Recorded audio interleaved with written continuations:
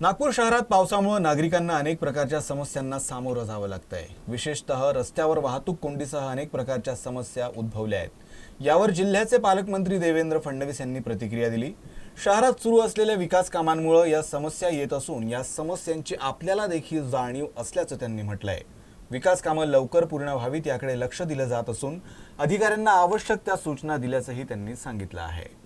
आपल्याला कल्पना आहे की शहरामध्ये खूप मोठ्या प्रमाणात विकास कामं चाललेली आहेत आणि हे विकास कामं चाललेली असल्यामुळे ठिकठिकाणी खोदलेलं आहे, काही ठिकाणी डायव्हर्शन्स केलेले आहेत। निश्चितपणे याचा त्रास नागरिकांना होतोय याची आम्हाला कल्पना आहे।